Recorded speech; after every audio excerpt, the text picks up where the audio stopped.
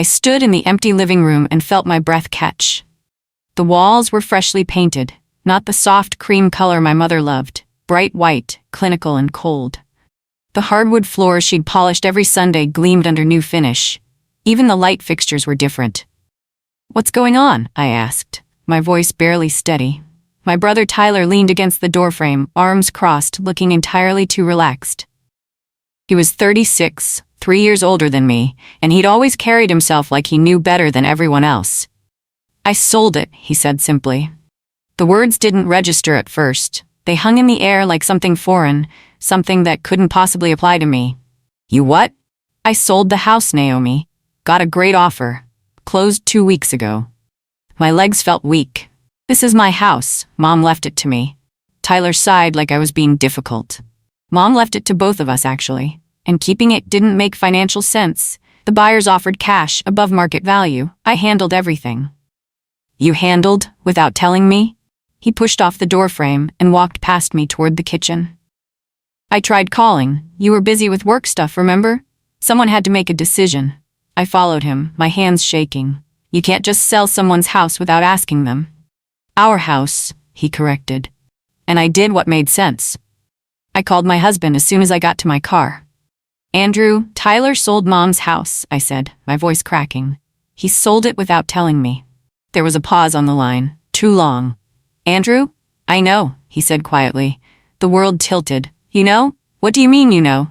"Tyler called me last month. He explained the situation. Honestly, Naomi, it made sense. That house was just sitting there, and the property taxes were piling up. Someone had to be practical." I couldn't breathe. "You knew, and you didn't tell me." "I didn't want to stress you out while you were dealing with that project at work." Tyler had it under control. It wasn't his decision to make. Andrew's tone shifted, becoming patient in that way that always made me feel small. "Babe, I know you're emotional about this, but try to see the bigger picture. The money from the sale will be useful. We can put it toward the new car you wanted. Maybe finally do that kitchen renovation." I didn't want to sell it. "I know change is hard," he said gently, "but sometimes we have to let go of things. Your mom would understand." I hung up. That night at dinner, Andrew barely looked at me. I'd reheated pasta from 2 nights ago and set the table in silence. He scrolled through his phone, fork moving mechanically from plate to mouth. "We need to talk about this," I finally said. "About what?" "The house, Tyler. The fact that you hid this from me." Andrew set his phone down with exaggerated patience. "I didn't hide anything. I made a judgment call. You were overwhelmed with work, and Tyler needed someone to talk to about the logistics. It wasn't personal. It was my mother's house. It was a property that was costing money to maintain," he corrected. Tyler did the responsible thing. I supported him because someone needed to think clearly. "I think clearly." He smiled, but it didn't reach his eyes. "You think emotionally. There's a difference. Look, I get that you're upset, but this isn't worth the drama you're creating. Tyler handled it. It's done. Move on." "Move on?" My voice cracked. "Yes, move on, for all our sakes." He picked up his phone again. "Besides, Tyler is family. You can't just stop talking to him over a business decision." I stared at my plate. The pasta had gone cold. I couldn't sleep that night. I lay in the dark, staring at the ceiling, remembering. My mother had been a quiet woman, careful with her words and her money. She'd bought that house 30 years ago when my father left.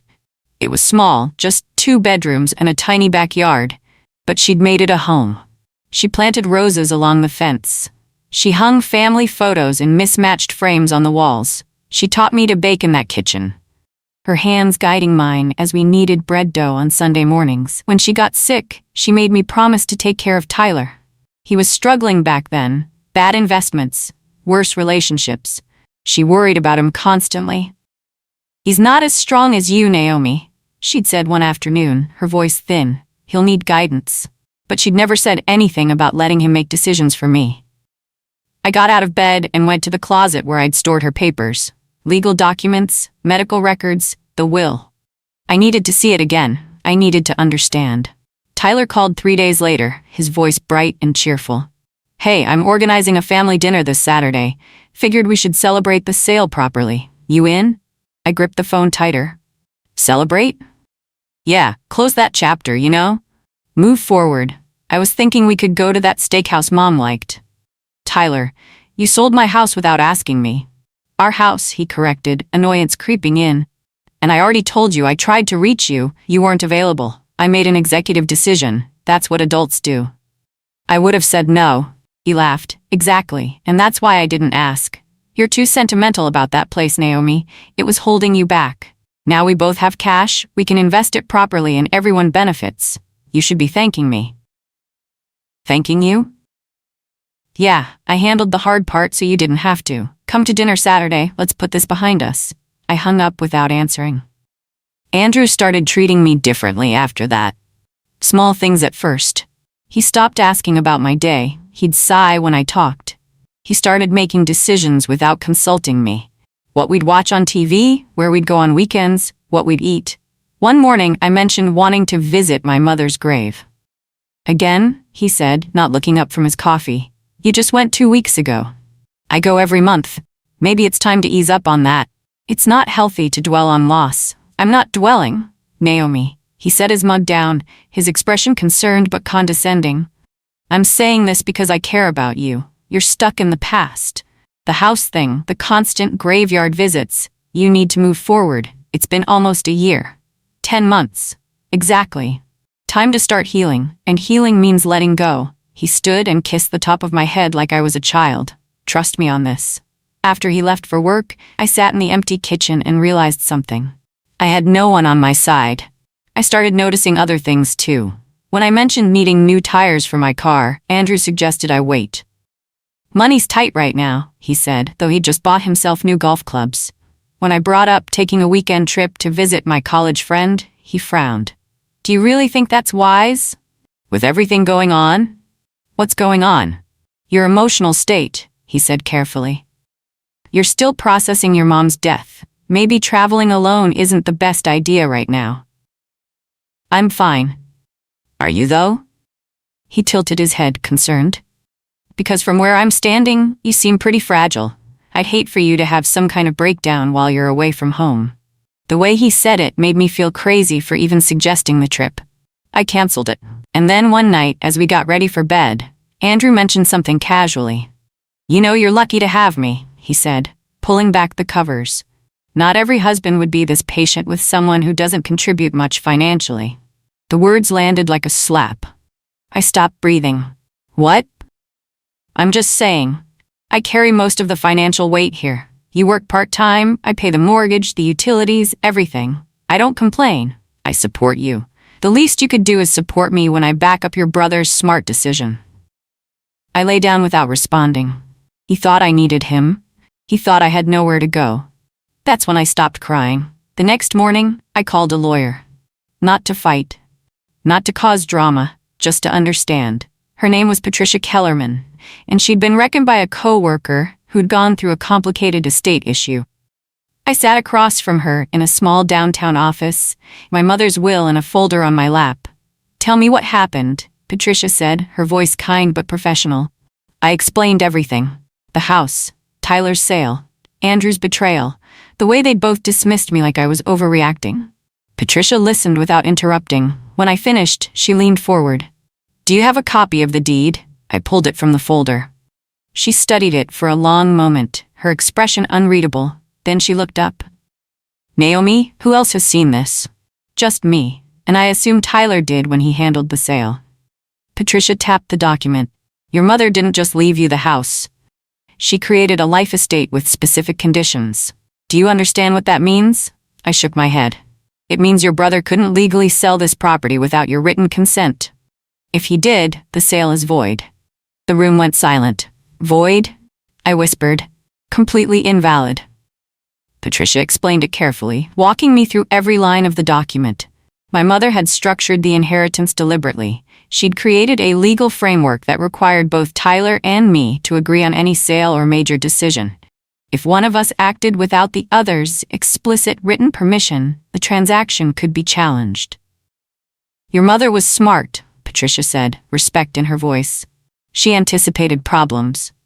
I thought back to the last conversation I'd had with my mother before she died. She'd squeezed my hand and said, Don't let anyone make you feel powerless, Naomi.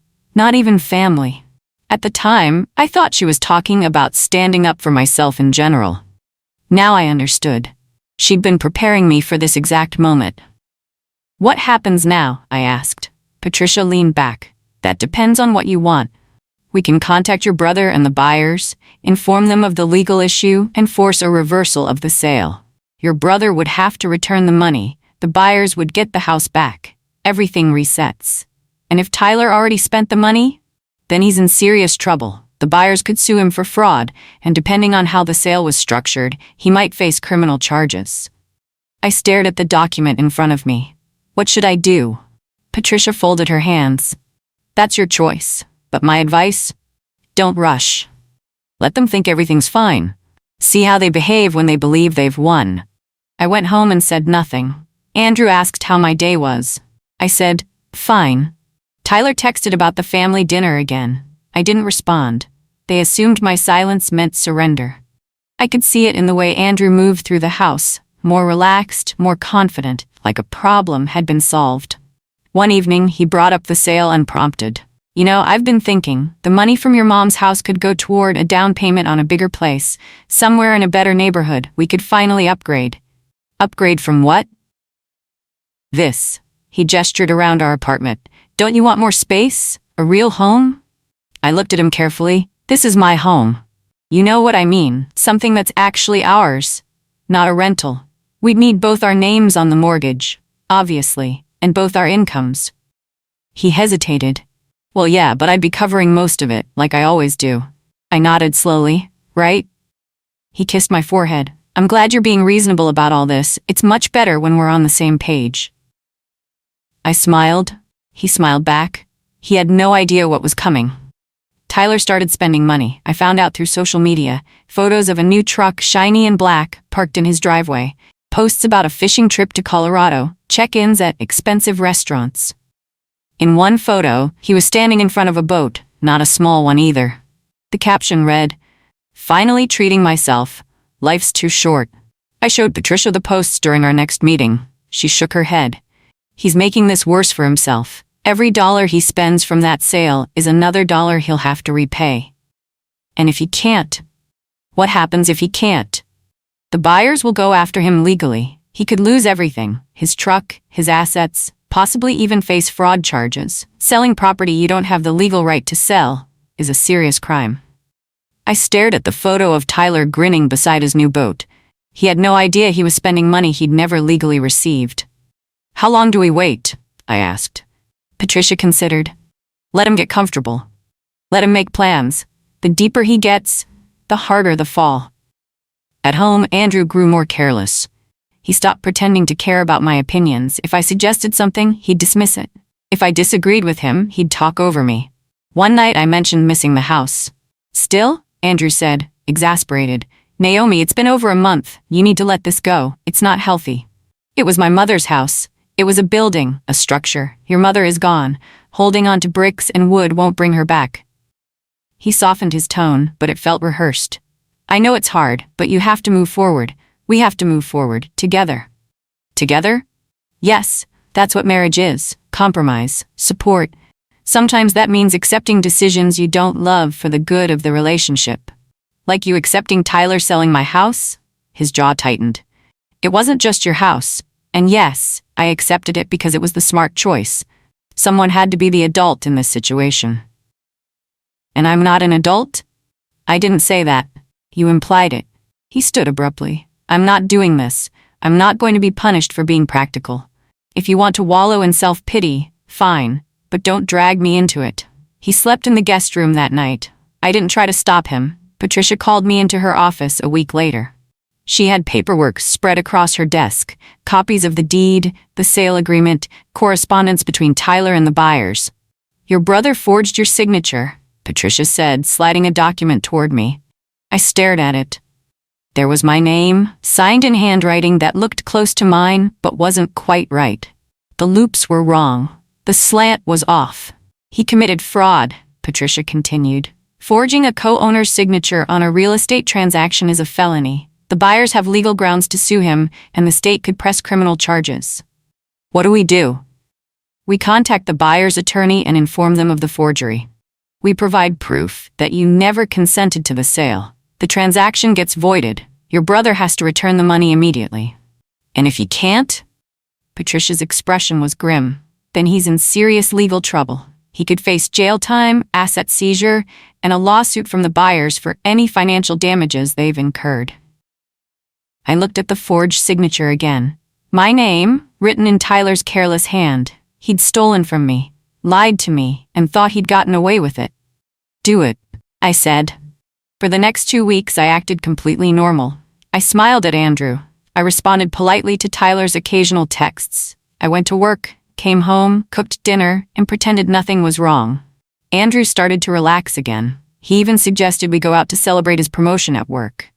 Things are really looking up for us, he said over dinner at a restaurant downtown. My raise kicks in next month. We'll have more breathing room. Maybe we can start seriously looking at houses. Sounds nice, I said.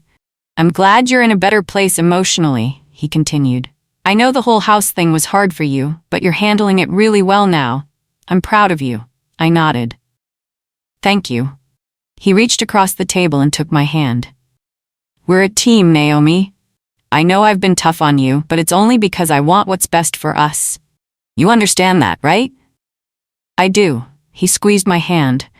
He had no idea that in 3 days, Patricia's office would be making phone calls that would destroy everything he thought he knew. Patricia scheduled the call for a Thursday morning. I didn't attend. I didn't need to. She'd walk me through everything in advance. First, she'd contact the buyer's attorney and explain the situation, provide proof of the forged signature, show the legal structure my mother had created, and inform them that the sale was invalid. Then she'd contact Tyler directly. I was at work when it happened, sitting at my desk, staring at my computer screen but not really seeing anything. My phone stayed silent for exactly 43 minutes. Then it started ringing. Tyler, 3 calls in a row. I didn't answer. Then Andrew, 2 calls. I let them go to voicemail. Then Tyler again, and again. By lunchtime, I had 17 missed calls. I turned my phone off and went to the break room. My hands were shaking, but not from fear, from relief. I turned my phone back on after work. 29 missed calls, 14 voicemails, 32 text messages. Most were from Tyler. Call me now. This is insane, Naomi. What are you doing? The buyer's lawyer called. They're saying the sale was illegal. Did you do this? Answer your phone. You're ruining everything. Call me. Andrew's messages were calmer but laced with panic. Your brother called. Something about the house sale. Call me when you get this. Naomi, where are you? Tyler is freaking out. We need to talk. This is serious. Please call me back. I drove home in silence, my heart steady, my mind clear. When I walked through the door, Andrew was waiting in the living room. Where the hell have you been? He demanded. Work, then errands. Your phone was off. The battery died. He studied my face, searching for something. Tyler called. He says you're trying to undo the house sale. He says you hired a lawyer. I did. Andrew's expression shifted from confusion to anger. Without telling me? You didn't tell me about the sale. That's different. How? He opened his mouth, closed it, opened it again. Because Tyler made a business decision that benefited everyone. What you're doing it's vindictive, it's petty. It's legal. Naomi? The sale was invalid, I said calmly. Tyler forged my signature. He sold property he didn't have the right to sell. My lawyer has proof. Andrew went pale. Forged? Yes. He ran a hand through his hair. Okay, this is fixable. You can drop the legal action. Tell your lawyer it was a misunderstanding. It wasn't a misunderstanding. Naomi, if you go through with this, Tyler could face serious consequences. Fraud charges, lawsuits, he could lose everything. I know, and you're okay with that? I looked at my husband. Are you? He stared at me. What? You knew about the sale. You encouraged it. You dismissed my feelings and told me to move on. So yes, Andrew, I'm okay with consequences. Andrew tried to control the situation. He called Tyler. They talked for over an hour in the guest room with the door closed. I could hear their voices rising and falling, urgent and panicked. When Andrew came out, his face was drawn. Tyler's willing to fix this, he said carefully. He'll give back the money. You'll get the house. Everyone walks away clean. But you have to drop the legal action now, before the buyers officially sue. No. Naomi, be reasonable. I am being reasonable. Tyler committed fraud. He has to face the consequences. He's your brother. He's a thief. Andrew's voice rose. This isn't you, this vindictive, cold person. This isn't who you are. Your mother would be ashamed. That was the wrong thing to say.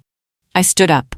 My mother created legal protections specifically to prevent this. She knew Tyler would try something like this. And she knew people like you would pressure me to let it go. But she didn't want me to let it go. She wanted me to be protected. You're destroying your family over a house. No, I said quietly. Tyler destroyed this family when he decided my consent didn't matter. You destroyed it when you sided with him. I'm just refusing to pretend none of that happened. Andrew stared at me like I was a stranger. Maybe I was. The buyers moved quickly. Their attorney filed a lawsuit against Tyler for fraud, breach of contract, and misrepresentation. They demanded full reimbursement of the purchase price plus legal fees and damages for the time and resources they'd invested in the property. The total amount was staggering, nearly $40,000 more than Tyler had received from the sale. Patricia called to update me.